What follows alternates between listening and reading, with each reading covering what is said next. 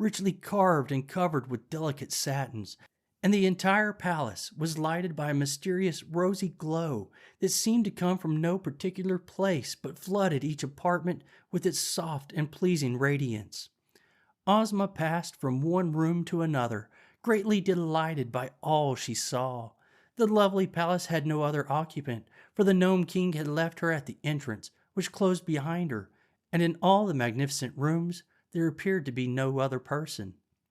Upon the mantels and on many shelves and brackets and tables were clustered ornaments of every description, seemingly made out of all sorts of metals, glass, china, stones, and marbles. There were vases and figures of men and animals, and graven platters and bowls, and mosaics of precious gems, and many other things. Pictures, too, were on the walls, and the underground palace was quite a museum of rare and curious and costly objects. After her first hasty examination of the rooms, Ozma began to wonder which of all the numerous ornaments they contained were the transformations of the royal family of Ev. There was nothing to guide her, for everything seemed without a spark of life, so she must guess blindly, and for the first time the girl came to realize how dangerous was her task, and how likely she was to lose her own freedom in striving to free others from the bondage of the Nome King. No wonder the cunning monarch laughed good-naturedly with his visitors when he knew how easily they might be entrapped. But Ozma, having undertaken the venture, would not abandon it. She looked at a silver candelabra that had 10 branches and thought, "This may be the Queen of Ev and her 10 children." So she touched it and uttered aloud the word Ev, as the Nome King had instructed her to do when she guessed. But the candelabra remained as it was before. Then she wandered into another room and touched a china lamb, thinking it might be one of the children she sought. But again she was unsuccessful.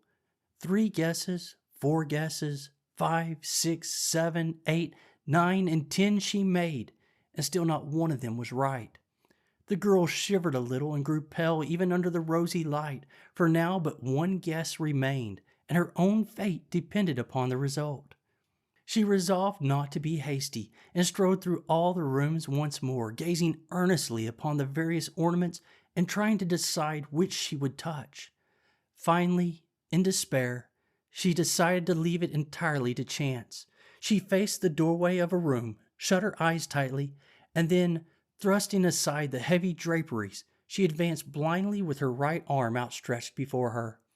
Slowly, softly, she crept forward until her hand came in contact with an object upon a small round table. She did not know what it was, but in a low voice she pronounced the word Ev. The rooms were quite empty of life after that. The Nome King had gained a new ornament, for upon the edge of the table rested a pretty grasshopper that seemed to have been formed from a single emerald. It was all that remained of Ozma of Oz. In the throne room just beyond the palace, the Nome King suddenly looked up and smiled. "Next," he said in his pleasant voice. Dorothy, the Scarecrow, and the Tin Woodman, who had been sitting in anxious silence, each gave a start of dismay and stared into one another's eyes. "Has she failed?" asked Tik-Tok. "So it seems," answered the little monarch cheerfully, "but that is no reason one of you should not succeed. The next may have 12 guesses instead of 11, for there are now 12 persons transformed into ornaments. Well, well, which of you goes next?" "I'll go," said Dorothy. "Not so," replied the Tin Woodman. "As commander of Ozma's army, it is my privilege to follow her and attempt her rescue." "Away you go, then," said the Scarecrow, "but be careful, old friend." "I will," promised the Tin Woodman, and then he followed the Nome King to the entrance to the palace, and the rock closed behind him.